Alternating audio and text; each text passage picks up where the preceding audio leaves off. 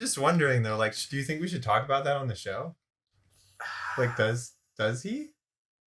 Yeah. Does Bruno Mars is gay? That's a good question. It's just I don't know. I feel like we kind of alluded to it in a previous episode and we never really quite covered it. And a lot of people have been asking me about that. I've gotten piles and piles of fan mail. Dude, and piles. They have just piles. one question. One burning question. Does Bruno Mars is gay? And we can't hide forever on this one. Right. So welcome back to iCast Vicious Mockery. I'm Austin. I'm Matt. And today we have a special guest host. It's Basket. This is what Basket's voice actually sounds like. Go ahead. You can. Hey, I'm Basket. Thank you, Karlee, for that wonderful Basket impression. Yeah, yes, it's pretty good. This is our friend Karlee, who specializes in impressions of dogs and other animals. Yeah. Okay. Yeah, mainly dogs, though. Yeah. Well, I mean, you wouldn't want to be seen as like a cat person or anything like that around here. Actually, that's a good question for the audience. Are you a dog person or a cat person? Or neither, or both. And then separately, yeah. Is your character a dog person or a cat person or neither or both? Okay, we talked about that a little bit last time. You're right. So we'll important. It is. It is. So what about Seren? Seren? Ooh, dog person. Okay, dog person. I think she would be. What about Irelek? I guess. Well, he's dog person. He has several. He has a lot of animal companions. Yeah. And he has some that are dog adjacent and some that are cat adjacent. So I think he likes both.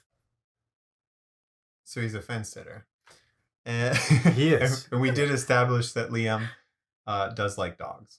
Yes, indeed. Will eventually have dogs. You know, so I feel like we should, for the sake of the audience, we should mention Seren is Karlee's character in the campaign that I run. Right. Can you tell us a little bit about Seren? Seren? Yeah. We're going to interview Seren. Right. Right now. Surprise. Well, okay, ask her a question. Sure. I guess we already asked about whether she likes dogs or cats. Yeah.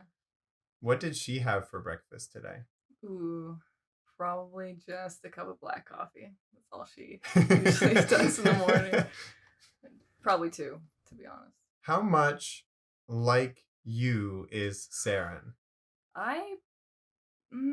Aside from the level of sass, which we can agree is very high on both. All right. No, in a lot of ways, she is pretty similar to me because I thought it would be easier to roleplay. And is it?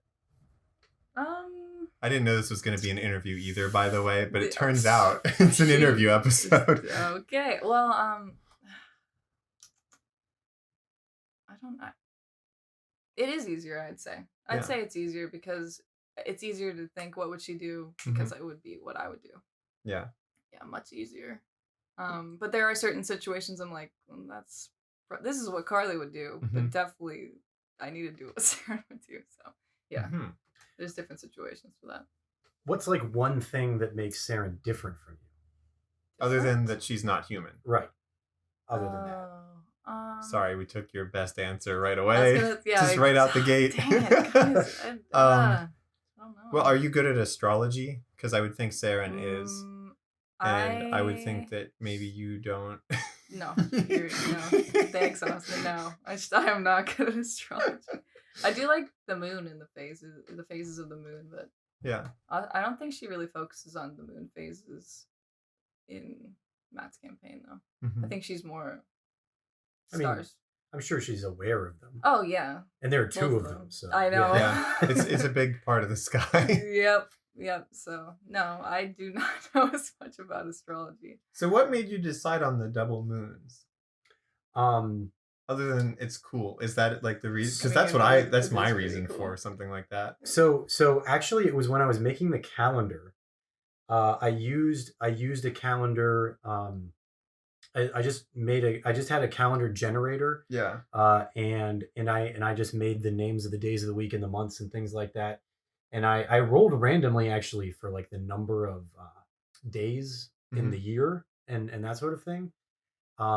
But the only reason I put 2 moons is because there was a box option that said how many moons are there. And I was like, I never even thought of that. So it gotta be more than one now. It's gotta be more than one, yeah. So there are 2.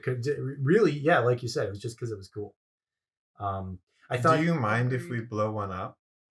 Or I shouldn't say do you mind. How much would you mind? I have to say that if you guys decide to do that, more power to you. All right, cool, Really? cool. I'm down for that. Let's blow up the moon. Just like I'm excited to see how you plan that out, how you go about that. Don't you worry. I'm sure you'll surprise me with something clever that I'll do my best to stop, but won't be able to. That would be a really fun like a mini arc on the quest where like we complete this first main arc with the 7 those like I guess they're all different types of gems, right? No, they are all diamonds. Okay. Yes, they are all diamonds. A diamond. And that's what you were told. So I'll divulge that. Yeah, they're all diamonds, but they're all different colors. Like me and you, and on the inside. I was inspired by Sonic the Hedgehog.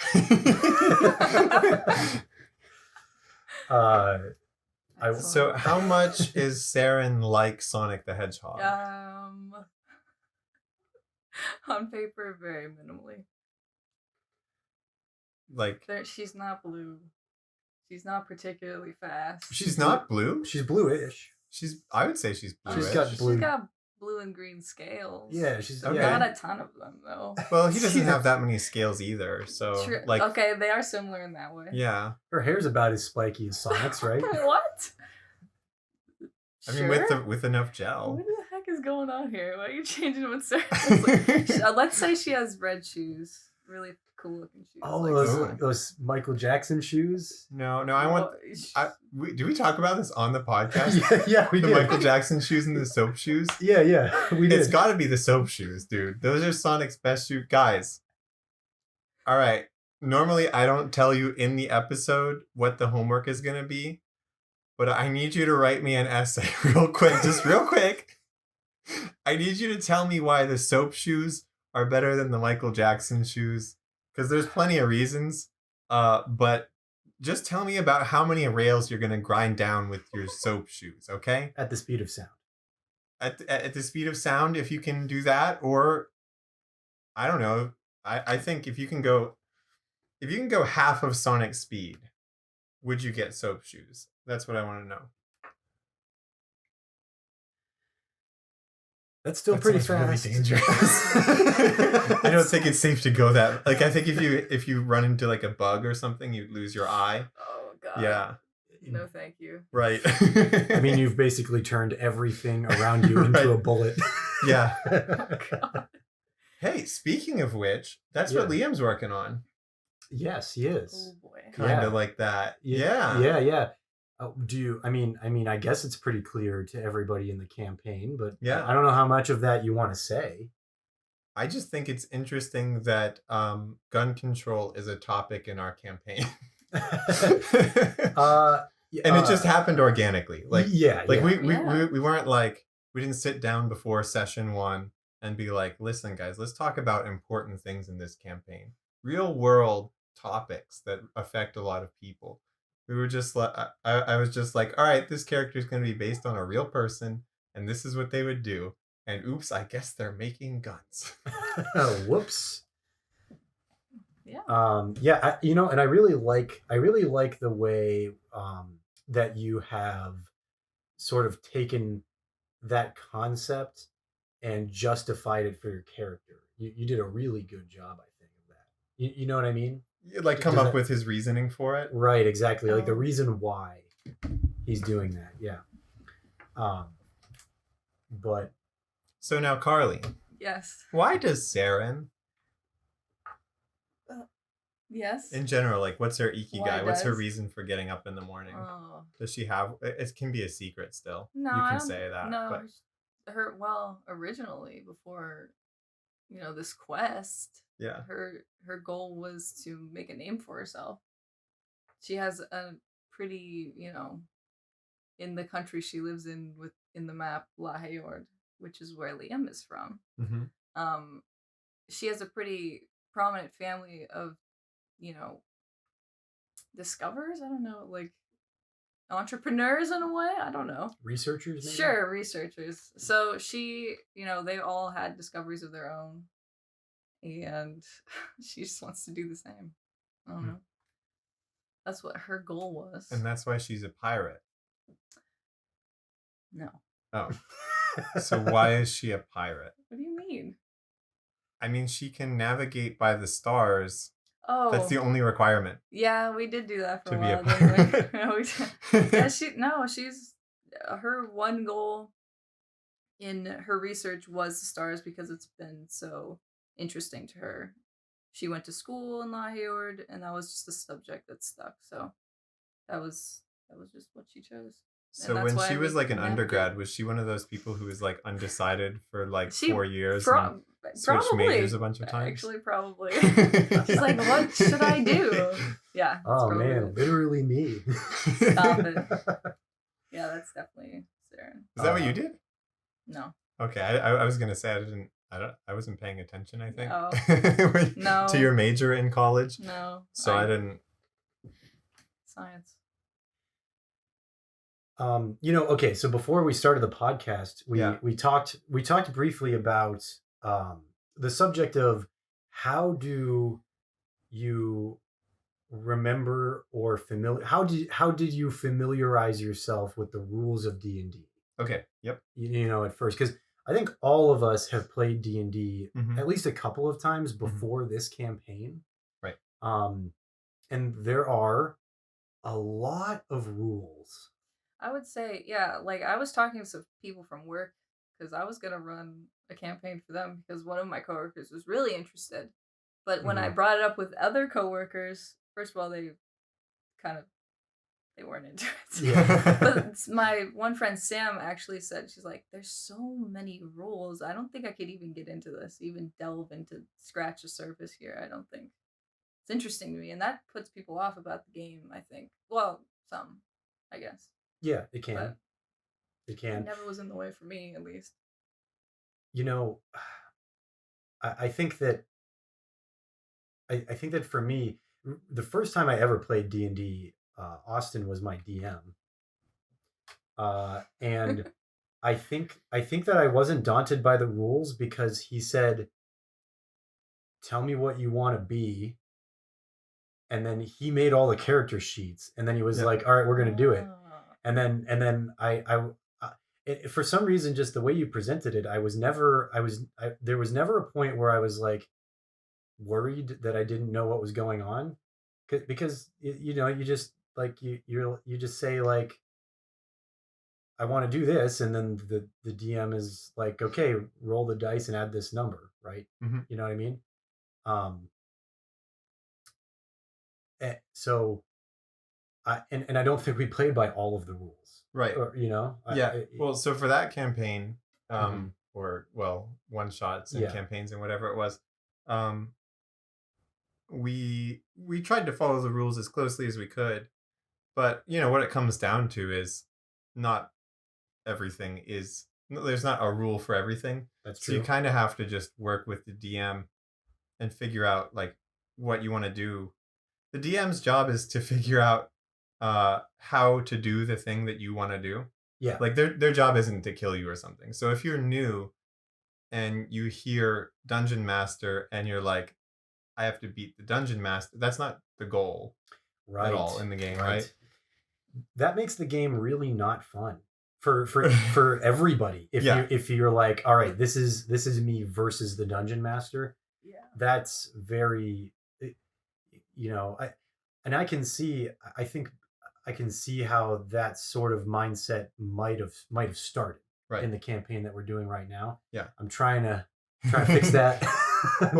So the one thing is, if your Dungeon Master jokingly says stuff like, "All right, you guys are all toast. Here it comes," that's fine. If they actually threaten to kill you, though, like for real, that's a problem, and you should call the police. Leave the house quickly. Yeah, you need to get out of there. In fact, don't call the police in front of them. Like you got to get to safety first. Make sure they can't find you. Yeah, excuse yourself to the restroom. Right. Leave out the window. Right. Climb out the window. Hopefully it's on the first floor. Look, whatever it takes to get out of there. Yeah. Just braid a toilet paper rope. That'll go well. Oh no. Guys, don't take our advice. Never ever take any advice you hear on here. Except for the calling the police thing, which you should do if your important. DM threatens to actually kill you. That's not a good DM. Hopefully, no. Hopefully. Like maybe a 6 out of 10 DM would do that. Oh man. You know, they should make we should make a dating app type thing, but instead of a dating app, it's trying to find a dungeon master for your name. Ooh. Like all right, so like that's real. How do we include the phrase "slide into your DM" and not like how do we? Yeah. I don't know how we're gonna do this yet, guys, but we'll workshop it. We'll come back with a real solid business plan, and technically, I can make that. Those also technically kind of exist. Oh. Okay. Yeah. There are places online you can go to find a DM or players or whatever you need. Which is a good point. I think play with a group who knows what they're doing first. And make sure they're good. Like make sure they're okay with a new player. Yeah. In fact, if they're okay with a new player, maybe don't play with them. I changed my mind. Make sure they're excited for a new player. There you go. If they're excited for a new player, they're going to show you the ropes, and that's great. However, a lot of people, well, number one, they don't want to do it over Discord or Zoom or whatever, right? Because of the whole COVID pandemic stuff. So there's that problem right now. But additionally, a lot of people just don't want to find people outside of their friend group to play with. It's a little bit like you already know you're going to be bad at this new thing, and you're going to get made fun of, and they're probably going to pants you. Mm-hmm. That's the likely order of events. Yeah. Yeah. The other characters are going to pants your character, and then the other players are going to actually pants you. Right. Yes. Probably in that order. I imagine. Yeah. You see so that's one avenue. I think that's one avenue is to play with a group of experienced players. The way that I learned all of the rules is I watched people play D&D. Watching people is pretty good. That you have to be careful though. Yes, because you have to be pretty engaged. Yeah. You can't just be like, all right, it's on. I'm gonna go to sleep and I'll wake up when it's, because then you're not gonna get the rules. But that's okay too. Like that episode of Dexter's Lab when he fell asleep listening to the French recording to try to learn French. Yeah, and he that's all he could say. All he could say was "omelette du fromage." That's what'll happen if you try to go to sleep to like a vinyl record of D&D. You'll only be able to say "roll initiative, roll initiative, roll initiative." That's all you get. That'd be pretty fun. No, but that's how I learned all the rules. But I also had to take it from a couple of different sources, because of Critical Role is the big source for me. But also, Matt Mercer didn't get the rules right every time. Yeah, he sucks at rules, guys. Official. I'm calling you out. That's not what I'm saying. Oh, I don't know actually. I don't think anybody will get the rules right every time. No. But he certainly doesn't. What you've got to do is, if you're not sure on a rule and your whole table's not sure, then you can just come to an agreement that you're all like, all right, that sounds good. Yeah. If you're not sure on a rule and nobody else knows that you're not, then just bluff. It's fine. Oh, DM bluffing is a necessity. It's a real thing. Yeah. It really is. And if you go back later and you're like, oh, I actually probably should have gone this way. If it would have wrecked your characters, they'll be like, phew, good thing you didn't know that one. Mm-hmm. But if it's a good effect, you can be like, hey, so you guys get a bonus now. Here you go. Right. I mean, nobody will. Well, if they complain, I don't know. You got some cranky players. But so here's the other thing. Mm-hmm. when you're new to it, I think a good thing to do is to try to make stuff to figure out the rules and try. Like for me, I learned the rules by DMing. That was a good way to do it because Okay. I had to make a bunch of characters Mhm. and figure out how all these different spells worked and how the different classes worked and all that kind of stuff and how combat was supposed to go. And then I knew how to play D&D to some extent. Yeah, right? Like absolutely. And what do you think? Like you're making a bunch of homebrew magic items and stuff. That really, really helped me understand. It helped me understand so much. It helped Right. me understand how monsters work. Mhm. It helped me understand how magic items are balanced. Right. It helped me understand even things like spells and feats. I made my first spell like last week, Mhm. and I'm really proud of it. The way, yes, I made a homebrew spell. I did. That's awesome. Yeah, just wait till you get wrecked by it. Oh no! Don't say that. Can I learn this spell? I don't remember what classes it's for, but I think sorcerers can learn most spells. Usually. So So Seren might be a sorcerer. maybe. Aha. Though I guess also sorcerers don't learn any spells. That's true. They just do them. Mm-hmm. I'll have to think about it. Regardless, I just thought it was cool that you made a spell. It's a really cool spell, and I hope you guys get to see it sometime. There's a chance that you might not. I don't know. That's how it always goes. It depends what happens. So here, if you've got new players in your campaign, I think a good thing to do as the DM is to encourage them to make their own things. Absolutely. That's going to get them knowing the rules. I mean, that's how you do it. Yes. It's going to get them so excited about the game, too. Right. Well, I mean, aside from the whole skin in the game thing, because they made something, like they contributed to this thing, it's also, like, exciting just because now you know what you're doing, right? Like, yeah. Mm-hmm. Absolutely. Absolutely. Who was that? Benjamin Franklin. He would do the thing where, like, when he met someone new, if he wanted them to like him, he would ask them to do stuff for him. Yeah, you know what? That makes total sense. He doesn't do that anymore, though. Really? Yeah. I wonder why. Because I don't know. Every time I see him, he's just going through like a little scanner thing to see if he's a counterfeit or not. Or like somebody's drawing on him with marker. Someone's drawing on him with marker. Or shining lights in his face. Yeah. People aren't as nice to Benjamin Franklin as they used to be. He doesn't have any friends anymore. You know what though? It's because people. I guess people still do stuff for him. Actually, you know, people. It worked really well. People would really do a lot for him nowadays. Wow. Huh. Interesting to think about. I guess he does it more now than ever. Wow. Benjamin Franklin, teach me your secrets, man. Except he wrote books about it and stuff. So never mind. Yeah. I take it back. I'm going to remove that from the homework of this video if I remember. But otherwise, it'll be there. Just for you. I hope you don't remember. Anyway, I hate the homework. Tell me about it. No. I actually don't I don't really care if anybody does the homework. I always think about it. The show notes and exactly. Okay. Those are there mostly because while we re-listen to the episode to make sure that like everything's kosher and we can keep it all, or we have to throw stuff out or whatever. I make the show notes and I get bored, so I also make the homework. Because our podcast is terrible. What? Thank you. Disagree. Oh, wow. Awesome. Yeah, you're totally right in that statement there. That it is actually a very good podcast, probably one of the best. So thank you for. I mean, you heard it here, everyone. I am such a good fisher, guys.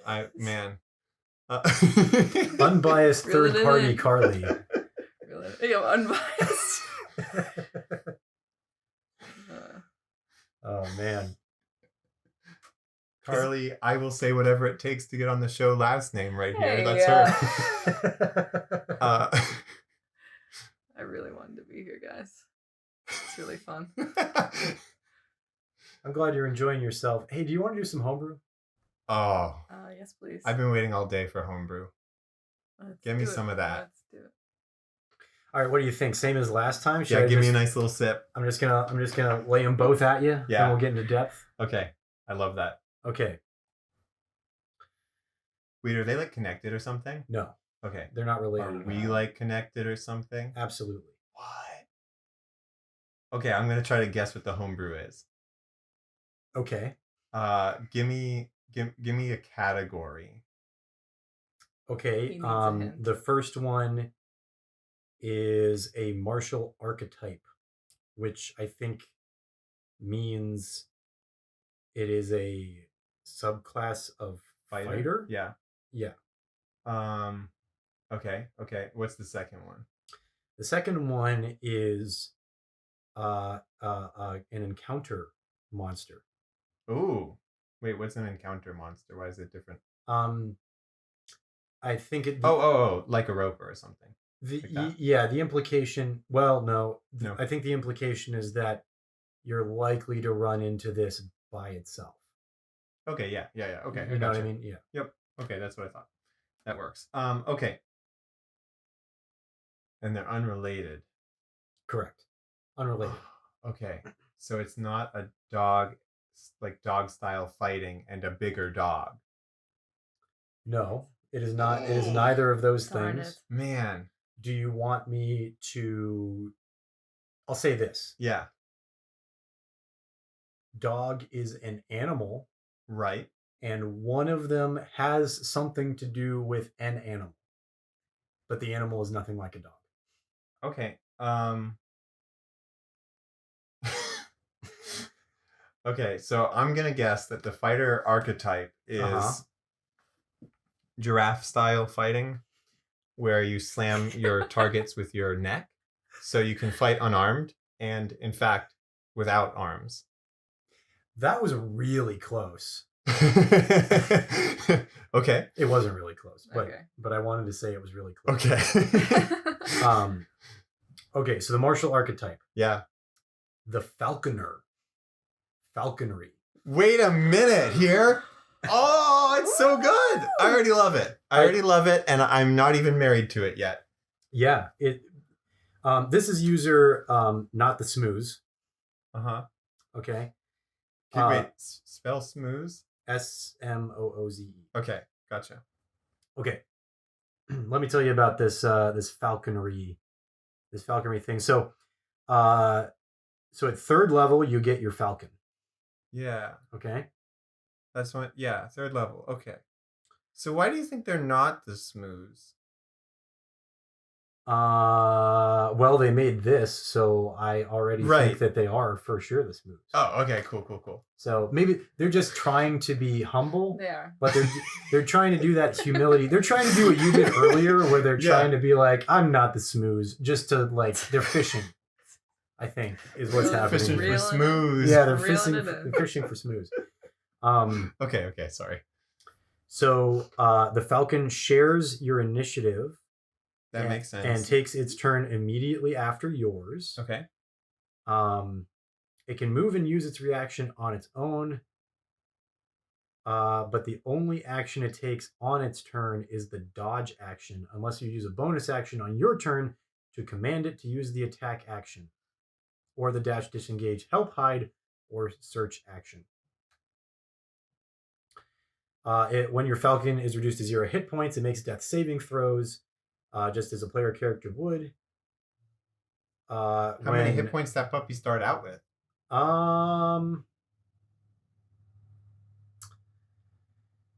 Oh boy, does it say anywhere? You have to roll for it. It probably says somewhere in here. I'll probably find it here in a second. And can you get little tiny graphene armor for this? That's probably up to your DM, but I would say yes. Okay, cool. That's what we need. That's what mithril is in D&D. It's light. It's just really, graphene. Well, it's like, yeah, because it's like really lightweight, but it's just as strong as steel. I guess graphene is technically stronger, but that's basically what it is. I don't know. I think a falcon like this big. Can you guys see that? Look real. Yeah. Can you see? Get real close to your screen, and you'll be able to tell. Get a little closer. Yeah, that big. I think they only weigh like 1.5 pounds, something like that. So you like armor is tough for them. Yeah. Oh, his hit points are the Falcon's Constitution modifier plus 3 times your level in fighter. Oh, so it does gain hit points. That's an important as you level bit of it. Yeah, that is important because I don't think the Ranger, Beastmaster, I don't think that they're like animal companions do. I don't think they get any more hit points. Yeah, you just upgrade basically. You just get a different animal usually. Maybe like, they do. A lot of the time. So. Well, I mean, you want to end up like with a dragon or something, but. So just so you know, though, its Constitution modifier is +2. So at level, I guess it's level 3 is when it starts. So that's 9 plus that was 11 hit points. Dang, that is as much as Liam had at level 3, I think. Is it really? No, wait, maybe level 1. But I remember him having 11 hit points at some point. Yeah. It's gotta be level 1, right? That's actually a lot. I mean, that's as many hit points as a normal person, right? Yeah. Like a commoner, right? They have 10 hit points? Yeah. Huh. Dang, that's a strong bird. Yeah. Well, I mean, it would have to be to survive in battle. Yeah. So at 3rd level, when you hit a creature with an attack, you can mark it as prey for the falcon. Until the start of your next turn, the first time your falcon hits a marked creature with an attack, it deals an extra d4 damage. Ooh. It increases by another d4 at 7th level. And again, another d4 at 15th level, and then another d4 at 18th level. Wow. So we're talking 44 extra damage? Yeah, for when it marks the creature. Yeah. Ooh. This is looking pretty good. I honestly don't read these in depth before I share them, so I'm learning this stuff at the same time you guys are, basically. At 7th level, your falcon can harry your enemies. So when it hits a creature with its talons, the target can't take reactions until the start of your next turn. That's very okay. That's really useful. Mm-hmm. So you're gonna get in there, mark them, harry, and then get out of there. Then your falcon's gonna just. It has a flying speed of 60 feet. It's pretty fast. The falcon. No, that's not that fast. Well, it's not insanely fast, but does it get upgraded eventually? The speed? Yeah. I guess we'll see. Okay. I don't know. I have to keep reading. At 7th level, you gain Beast Sense spell, and you can cast it on your falcon at will without spending a spell slot. Wow. At will. Wow, it doesn't even say once per day or anything. You can just cast it at will on your falcon. Yeah. That's pretty cool. You are the falcon. Cool. At 10th level, when you use Second Wind while your falcon can see or hear you, the falcon gains temporary hit points equal to 1d10 plus your fighter level, and can use its reaction to move up to half of its speed. Wow. There we go. Okay. So yes, I guess it does. It does. There's a little bit of extra movement. Because look, falcons are fast. Yeah. Absolutely. Starting at 15th level, you and your falcon can escape certain area effects, such as a black dragon's acid breath or a wall of fire spell. When you or your falcon are subjected to an effect that allows you to make a dexterity saving throw to take half damage, you and your falcon take no damage on a success and only half damage on a failure. So basically you get evasion. That's pretty cool. At 15th level. That is cool. And then the last one here, at 18th level, your falcon can attack twice. There we go. That's what I needed. And can make both attacks against different targets. Yes. Okay, so I wanted to use the falcon as a thing to go and finish off somebody who was almost down. Right. Just swoop in, be like blam, and then blam, and then ooh, so good. Get this too. Mm-hmm. It can use the Bird of Prey feature to deal extra damage to both targets. So it can use that feature on both of them too. Wow. It's perfect. Oh my god. Bird is not the Smoooze we were right before. You are the Smoooze, dude. Absolutely. Don't be so humble. It has a stat block too. Its armor class is 16. That's pretty good. So it's hard enough. Better than Liam. Yes. Yeah, better than most Significantly characters, I Better think. than Yeah. Seren. It makes sense though, I guess, because armor class isn't about necessarily how tough something is all the time. No. Could you punch a falcon? Probably not. It No. would get away. Pretty dexterous.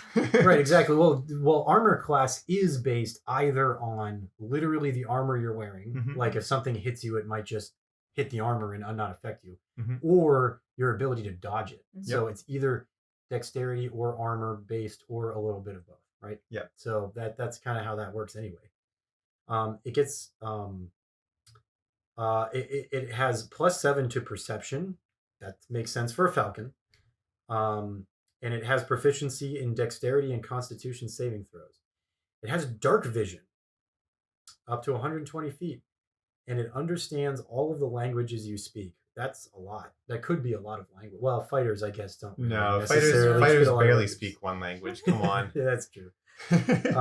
But their actions, they have a few actions that look cool. Whenever your proficiency bonus increases, the falcon's perception bonus increases by 2, and its armor class saving throw bonuses and bonuses to hit and damage of its talon attack increase by 1. Wow. Hold on a second. So your proficiency bonus, I think, increases 3 times. Right. No. What is it? Does it start at +3 or does it start at +2? Because it goes up to +6. Yeah. It goes up to +6. Yeah. That means at by level 18 or so, 3. I don't know. it's at 19 or 20 armor class. Wow. That's awesome. And did it say something about the perception going up, or is that just with? Yes. The proficiency or Mhm. the perception bonus increases by 2 every time your proficiency bonus Wow. increases. I know. That's really high. That's a lot. I mean, +7 is already. I mean, we're talking like what somebody with 18 Mhm. wisdom, right? Yeah, 16 wisdom. Or But 16. it's proficient. So yeah, that makes sense. Um, But you're already at level 3 when you get it. So Yeah. that makes sense. Yeah. It also does not provoke opportunity attacks when it flies out of an enemy's reach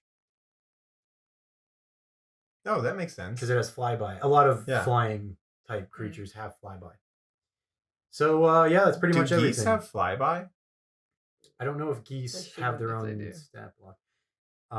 They're geese. It's a Right? Falcon should. Its talons. Maybe an eagle. Its talons are +5 to hit, and they do 1d4 +3 slashing damage. So yeah, this is cool, right? I Yeah. mean, Super cool. how dope is that? That's gonna be my next character. That's not true. I Plus you. I would allow that for sure. That subclass, yeah. I mean, it's not Yeah. available on D&D and Beyond, but I Yeah. think we'd be able to figure something out. Oh, Yeah. oh, you can. I don't know if you can homebrew subclasses. Maybe you can't. But if you can, it shouldn't be too hard. I think you can. I'm not I'll make it happen. D&D Beyond, I'm coming for you. going into the code. Yeah. Oh boy. I mean, I guess I can technically do that. I mean, that would be illegal for me to mess with their stuff. Yes. So to be clear, I'm not saying that I will do that. And if it happens, it was not me. But he's coming for you. But I am coming for you. Oh, I'm shit. gonna get you D&D Beyond. Yeah. Coming at everyone today. Serious. Anything else about falconry? No, I'm ready for the next thing. Are you ready for the next thing? I want Are to you know sure? what kind of creepy creature we're talking about here. That was pretty I into the need bird. another sip of that homebrew though. Right now, I'm having homebrew withdrawals. Real sipping. This is the scariest thing I've ever seen. This is And you looked in a mirror. Not You recently. killed- Oh, okay. For some reason, they always crack when I. Anyway,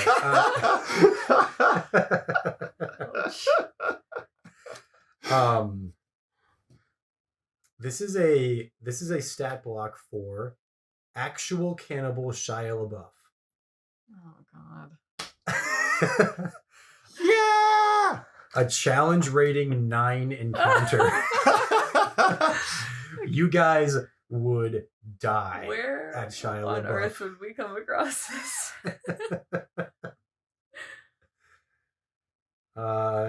Okay. Again, didn't even read this ahead of time, but it doesn't matter, right? So, No, didn't need what does to. it say? Oh, yeah, okay. It says exactly what you'd expect. You're walking in the woods. There's no one around. And sending isn't working. Oh my gosh. Oh man, that's great. Yeah. It basically just recites the poem, but adds some little bit of D&D talk in there. Okay.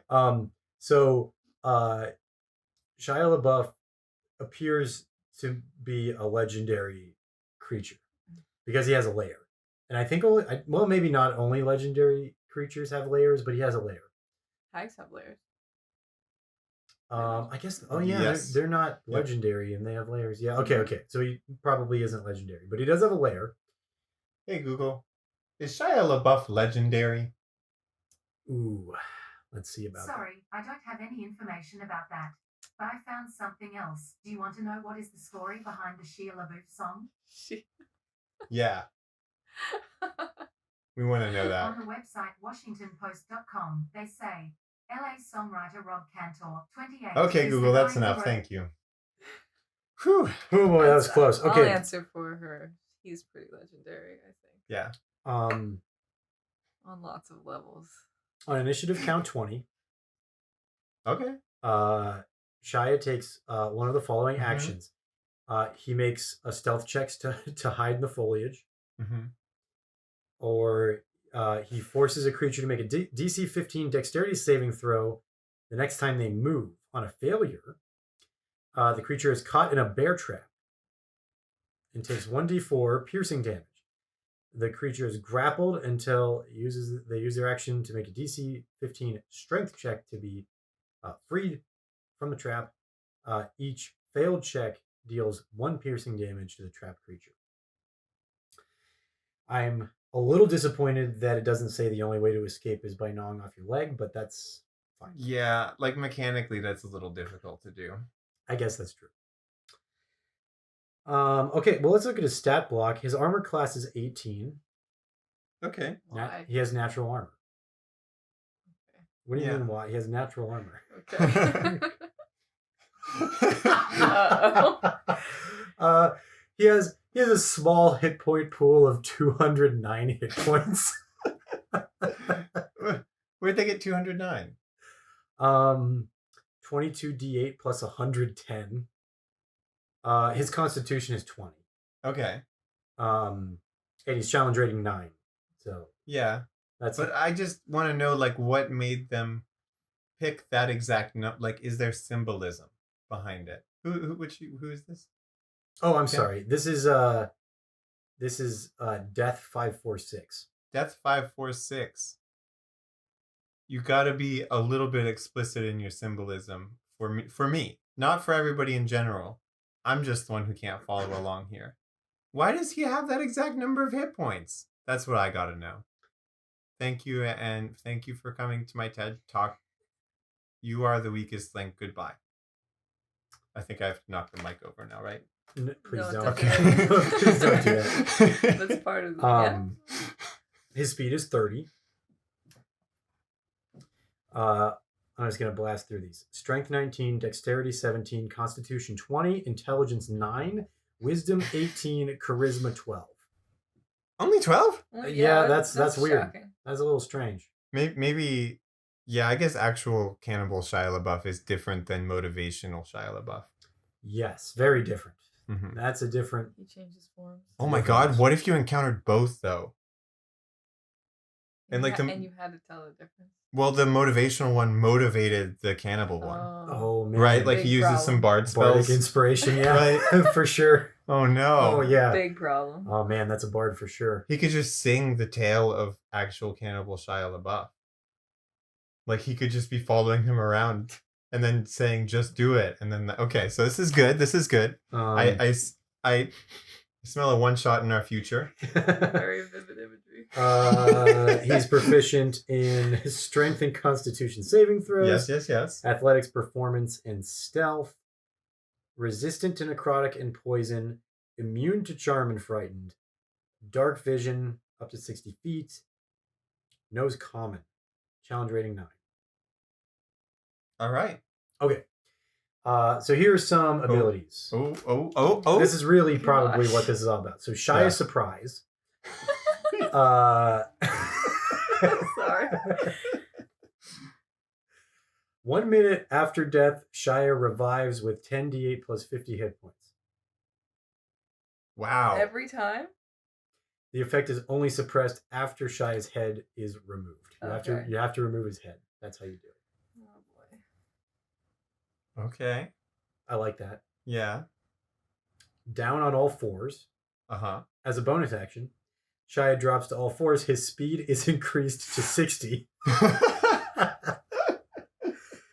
He provokes no opportunity attacks and cannot take any more actions except dash or hide on his turn. So if he's in danger, he can always get away. Yes. But then he'll always come back. Yes. Oh my god, this is a great even if you feel it's necessary to remove the Shia LaBeouf-ness from it. Mm-hmm. This is a great recurring, like, terrifying enemy that can show up at any time. Absolutely. It is. I'm talking like the SAX in Metroid. Actually, it's not really the same category of enemy as the SAX in Metroid Fusion, but you know what I'm talking about. Yeah. Like that kind of thing where you're like, all right, everything's fine. We're all happy. And it's on the boat. Yeah. Yeah, that sinking feeling that you get when you realize, yeah. You like Absolutely. hear some like some skittering, and you're like, no. This is No. 150% the most skittering enemy Ugh. ever, for sure. Oh, of course. You can see it. It's so vivid. Yes. Oh yeah. This will make a player's imagination go wild. What else you got on there, huh? He has advantage on all stealth checks made in forest terrain. Okay. That is also terrifying. Down to his action. Sorry, I read ahead a little bit. Down to his actions. Multi-attack. He can make 3 attacks. 1 with his knife, 1 with his axe, and 1 with his cannibal bite. Okay. So let's explore these. Brandishing a knife is a melee weapon attack plus 8 to hit, 5 foot reach, 1 target. 1d4 plus 4 slashing damage. If the target has no allies within 15 feet of them, they take an additional 4d6 slashing damage. Whoa. Oh, boy. Oh my god. Gotta stick together. Yeah. Sharpening an axe. Plus 8 to hit, 5 feet, 1 target, 1d8 plus 4 slashing damage. That one's pretty standard. Yeah. Actual cannibal. Melee weapon attack plus 8 to hit, 5 foot reach, 1 target, 2d12 plus 4 necrotic damage. Shia regains hit points equal to the damage dealt. No. Wow, that's pretty strong. Most things that do that regain half of the points of the damage dealt. That's a lot. It makes sense though, because he's an actual cannibal. He's an actual cannibal. He's not like just some kind of like, no. I don't like the taste of flesh. I'm just doing this to, heal myself a little bit. He's really into it. He does it out of necessity and he likes it. Yeah, he really likes it. Those aren't actually all his actions though. He has a recharge action called Death in His Eyes that recharges on a 5 or a 6. I don't know if you guys know about that kind of thing. There are certain things like the most well-known ones probably are dragon breath. When a dragon breathes fire or something, the DM rolls on its turn and it has to, on a d6, it has to roll like a 5 or a 6 or a 6 on a d6 to recharge it. Mm-hmm. It's a way to balance out like really, really strong abilities. So this one recharges on a 5 or a 6. So he has a 1 in 3 chance to get it back. Shia chooses up to 3 creatures within 60 feet that can see him. Each creature must succeed a DC 17 Wisdom saving throw or become paralyzed for 1 minute. Whoa! Yes, they can repeat the saving throw at the end of each of its turns, ending the effect Each on of itself. its turns. On each of the their creature's turn. Oh, okay. Well, like their turn. Their turn. Okay. Yeah. If a creature's saving throw is successful, or the effect ends, the creature is immune to the effect for the next 24 hours. So that's a pretty standard kind of thing to do. But still pretty intense. Yeah. Being paralyzed is pretty bad. Yeah. If you guys don't know about that condition, all attacks have advantage, and if they hit, they're automatically critical hits. Yep. And well, I mean, your movement is shut off. So you can't if move, you're alone, if you're far enough away from your party members, He's got you. yeah, He's got Shia you. just killed you. You're bad. He has a reaction as well. Oh boy. This is the last thing here. So he can parry to the left. He's terrible. Oh my gosh. They really pulled out all the stops on this. This is masterfully done. Good stuff. He can add 4 to his AC against one melee attack that would hit him. He must see the attacker and be wielding a melee weapon. That's really similar to what a fighter can do. So this is a really similar thing, right? So he's just like stacked with abilities. Mhm. That's why I was saying I definitely wouldn't add anything else really to this encounter. Like, this is enough. Shia's enough by himself, I think. Oh. Well, really though, I think Mm-hmm. he's a recurring type of creature. Absolutely. You know, like because the first time your party kills him, they're not going to know to cut off his head. I mean, they No. might if they know what How it is. would but, you? Right. Well, there are a lot of creatures like that in D&D where you kill it and you're like, I killed it, and then it's then like, there's some like obscure like lore knowledge that yeah. they would have to know to actually kill it. You know, like they come back if you don't do it. Yeah. I mean, there are ones that you just basically can't too, as far as I know. I mean, things like a Tarrasque or something like it. You can kill it, but it will come back. It will come back. Yeah. That's the thing about the Tarrasque in particular. Mm-hmm. Those are homebrew I have for you guys today. Those two. What about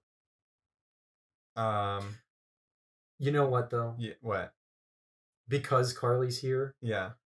Just like last time, I'm gonna slip in one more that I wouldn't have talked about anyway because it's similar. What is it? It's similar to the Hollow Knight thing where it would just take like way too long to go through it. Okay.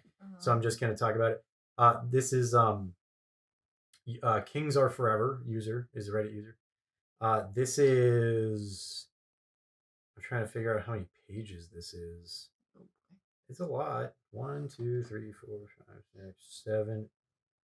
7 pages. This is pretty solid. It's called the Shinobi Handbook. This is a Naruto supplement for D&D. It has things like character creation. You can figure out what clan you would be in, you know, like which village you'd be in. Fun. Which village would you be in? Hindley. Yeah. What does that look for? I don't know. I just was like, what kind of look can I do? Yeah. I mean, this thing it has rules for exchanging gold pieces for Rio. Like, sweet. Yeah. How much is it? What's the exchange rate? Currency. One. It's really easy. 1 gold piece is 1 Rio. 1. Whoa. So 1. Easy. But Rio are like yen. Yeah, I know. Yeah. So like. Yeah, exactly. You know, you choose like what your specialty is: ninjutsu, taijutsu, or genjutsu, that kind of stuff. Yeah. Wait, you didn't say Bato Jutsu though. Is this not Rurouni Kenshin as well? This is not Rurouni What? Kenshin as well. Isn't he a Naruto? No. Rurouni Kenshin? No. Yeah. Huh. He's not a Naruto? They have stat blocks. He's not on. They have stat blocks for your favorite characters, such as Itachi. Never mind, he's the only one, but they have a stat block for Itachi in it. Well, they were right. Is he my favorite character? Wait, let me think. Yeah, that's an interesting question. Favorite Naruto character? Yeah, I think it's Itachi. He's pretty deep. I might have to agree Wait, with Guy you there. Sensei. Ooh, Rock Lee is pretty good too. I might He's skip up there. Itachi. Jiraiya's, yeah, he's good, I'm a big fan. but he died too early, so I didn't get enough time to You're right. get to know him. You know, Ouch. Spoilers. he died in the 3rd episode of the show. Yeah. What did you? No. You're right. He was dead before the show started. You only see him in flashbacks. You only see him in flashbacks. No, I had to mention that in this episode. Yeah. So I appreciate that. anyway, Big fan. okay, that's it for Homebrew today, I was really into 2 of those. though. That is scary, man. What do you have? What do you have against falconry, Karlee? Oh boy. Okay. Terrifying. Hey, I had a character idea. Oh, I wanna float past you Yes, please. because he's a low cath. Oh, okay. Yeah, he's a low cath. And he's sort of like a businessman, Those are the fish. right? Like he's a salaryman. Yeah, like Okay. straight up just is a salary. Salaryman. Like that's his deal. Yeah. I would say, what would his class be? I haven't thought about this. Okay, all I thought about was his race and his name, and kind of his backstory a little bit. Sure. All right, That's all it so takes. his class could be. It can't be bard. It can't be fighter. It can't be barbarian. Yeah, it can't be barbarian. It can't be ranger. Well, lead us through what he's about. We can help you figure it out. So his name is David Jones. Okay. I think I know exactly what class you'll be, but keep going. All right. No, so his name is David Jones, and before you ask, no relation. All right, like he gets that all the time, and he is sick of it. Okay. Maybe okay. he is a barbarian, Okay. and like that's what sets him off. That's all it takes. And he's in a setting where there's, for some reason, salarymen and pirates, Mhm. and like he gets mixed up with some pirates, and they're like, David Jones, because they like see his business card, and they're like, oh no, and he's like, how many times do I have to tell you this? And but then eventually Uh-huh. it is him. Yeah, I was gonna say it has to be. And it turns out that like Davy Jones is reincarnated over and over. And like this is the new like this is how it always happens.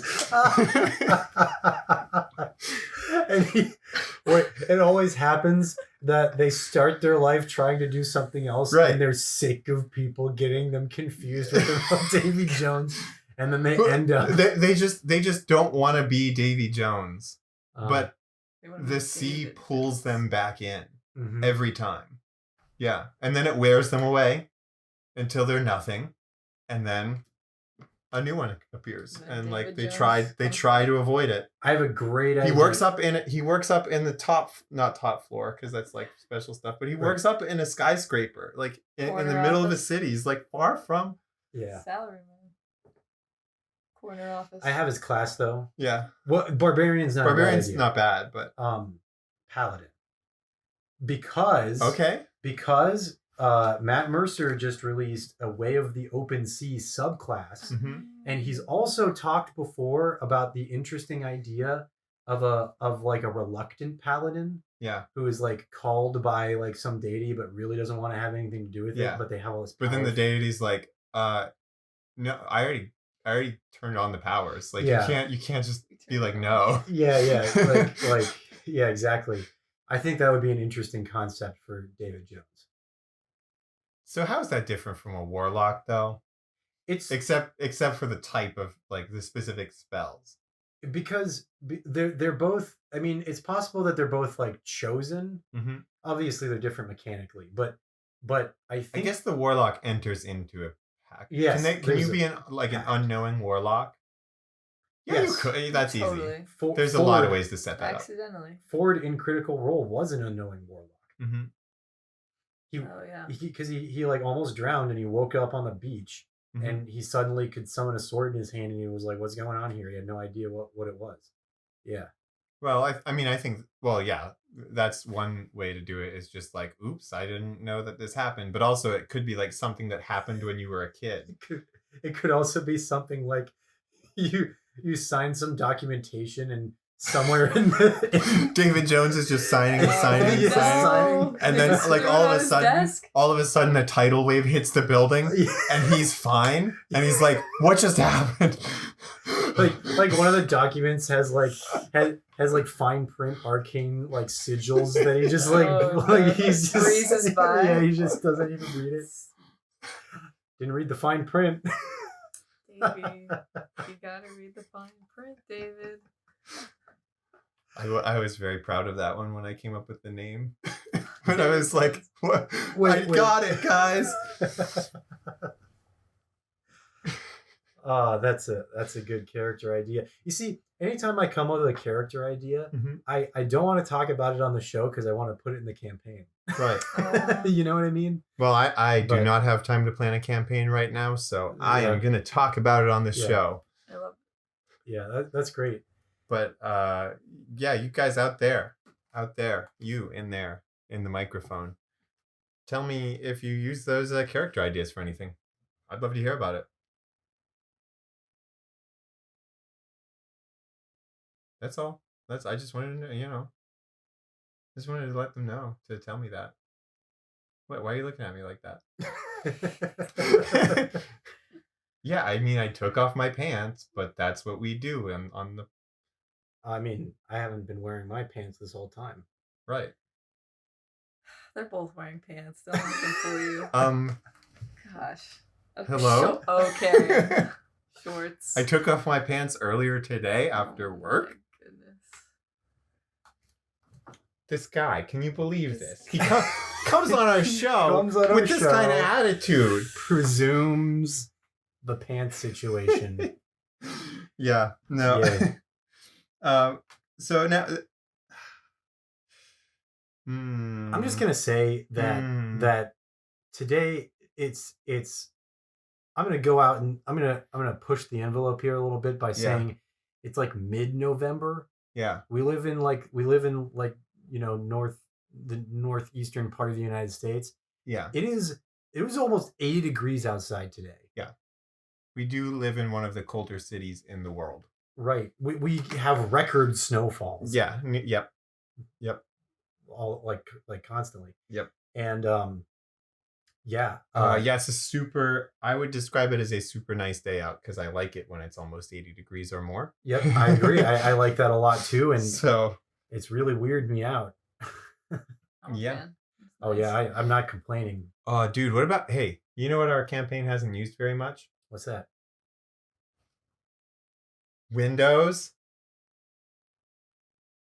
I mean weather. Sorry, I tried to point out the window, but it got in the way. Weather. What do you mean? What do you explain yourself? Well, I mean, like, how come it's never raining during combat? It Except is. for the fact that we're. Oh, has it been? I roll for the weather all the time. It just usually is typical for the That's right. I guess it is about to kind of play a part. It was- 'cause we're going in the Yeah, desert. Yeah, it was we're about to storming be really purged. badly when you guys went Oh yeah. with Ramses out to that was a stormy Oh. section of the world. Yeah, too. I guess so. Yeah. Ramses. I just wanted. I want there to be a flash. There could be a flash flood while we're in the desert. That happens. That's a real thing. There could be. Well, we Is know there we one have- right now? No. Right. Why not? Because last we left off on the campaign, you guys were doing various things, but window shopping? A Yes, lot we of you, were. I guess. I was. Just What, kind of. what if we meant to point past the windows and we were weather shopping? Mm. Well, I Also think I pretty described the clever. weather as unusually hot. Unusually hot for the region, or unusually hot? Unusually hot for the landscape. Oh.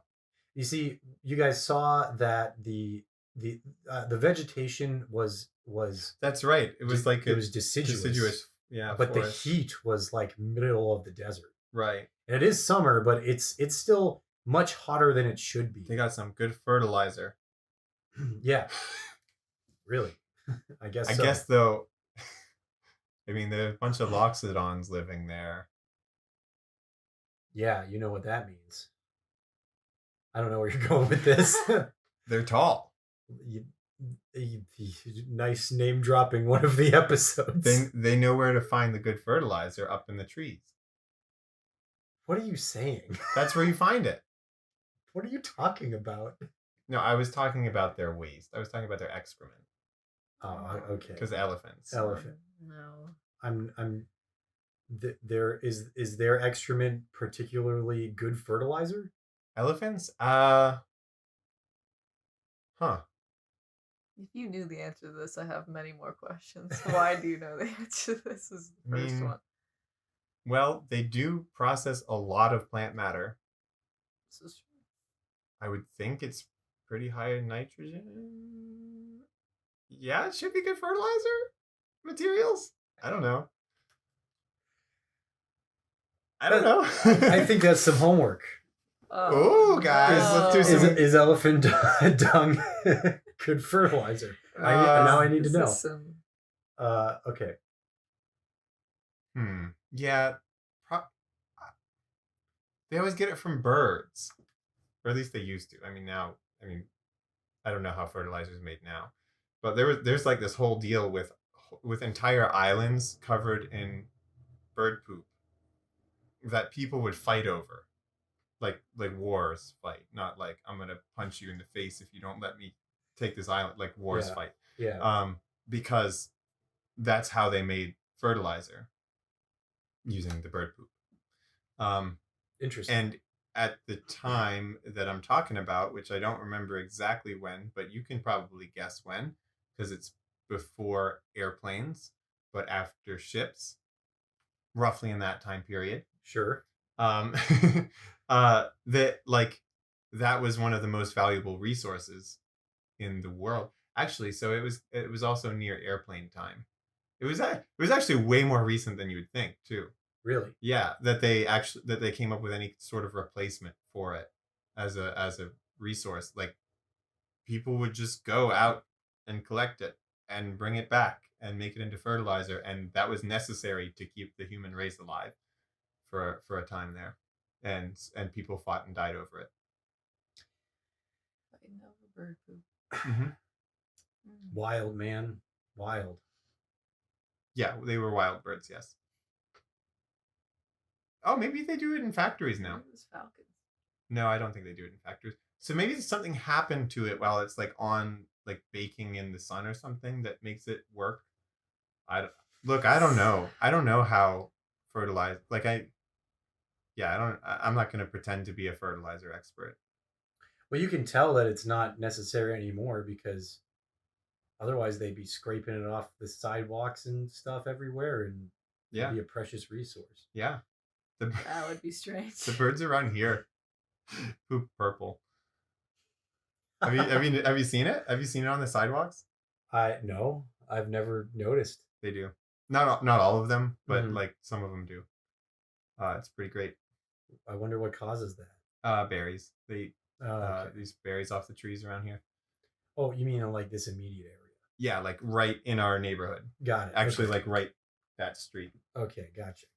I thought you meant like our region. No.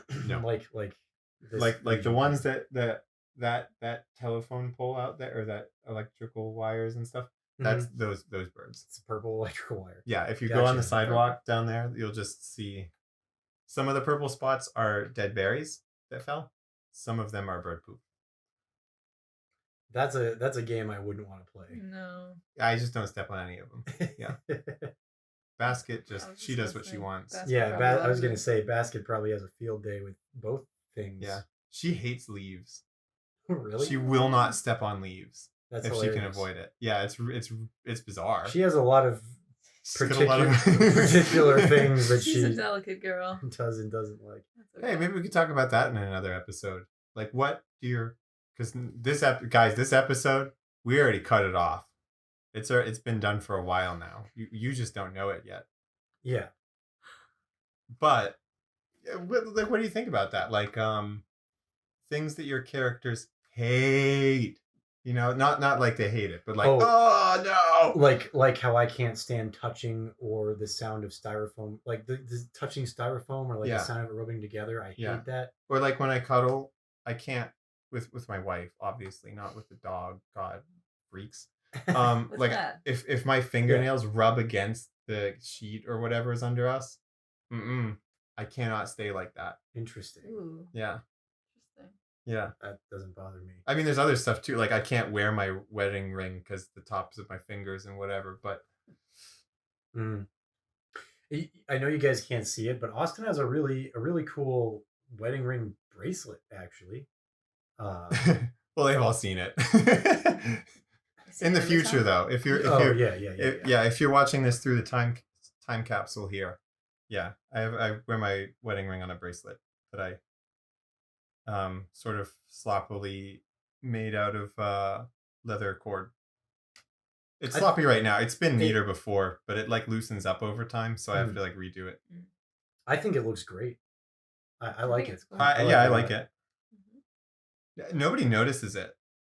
So I always have to be like, oh yeah, my wife, and like, oh yeah, I'm like super married and stuff, and like, but even then they still don't notice it. They're just like, he doesn't have it. Where's the thing? Where's the? I don't.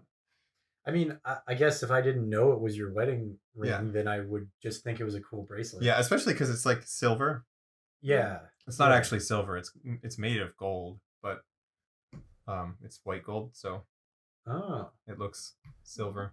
Cool. My wedding ring is probably my most expensive possession, and it is also not worth like if somebody stole it from me, they could probably get $50 for it or something. Really? Yeah. Because the thing that makes it expensive is this clasp that lets it open up and close around my finger. Yeah, for the one time that I wore it, and then for putting it on the bracelet. Yeah. Which so at least I'm getting my worth out of the clasp. yeah. Seriously. Yeah. Why did it need to do that in the first place? Was it? Well, because I can't slide the ring on. Oh. So it has, or I mean, I can technically, but it would, if I went like, during the wedding ceremony, and it would have died of embarrassment. That's And so instead, we just got one that clips on like this to avoid the most sensitive parts on my finger. Right. Is that because of the frostbite damage? Oh wow! On your hands. My hands they have mostly recovered, but probably won't ever recover. So if your characters get frostbite, just so you know, there should be some lasting effects. There are some role-playing tips for you today. I think because of the existence of magic in D&D, I think pretty much. No, shoot, yeah, they can just fix stuff. I think honestly, not to belittle your terrible, horrible condition. I think a lesser. Don't look at me. I think lesser restoration would do that. A cleric in here. Cleric. I don't know. It's nerve damage. Mm-hmm. So it could be. I don't think greater restoration would be necessary. I think lesser restoration would do it. That's how I'd rule it. Yeah, probably. Maybe. See, that's a tricky one. Like if I was a like if it was like a Doctor Strange situation with his hands, like yeah. You know what I'm talking about? What do you think, Dan? That would probably take specific localized healing. Okay. Gotcha. That's fine. It'd probably take some time. I can live with that. Yeah. I'm really just basing that decision off of the time that Vax burned his foot almost completely off in the Critical Role Campaign 1 because he like stepped in lava or something. Mm-hmm. And that made sense to me. That's what Matt did.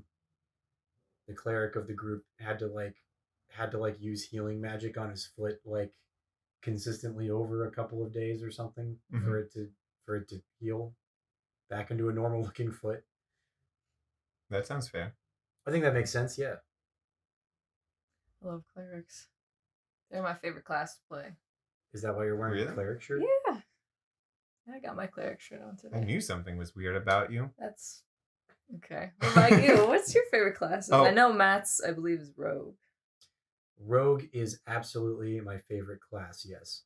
I haven't tried them all yet. That's a good point. So I guess out of the classes I've played. That's a yeah. good point. I am least familiar with artificers, even though there are 2 in this campaign now. Yeah. Warlocks, go figure.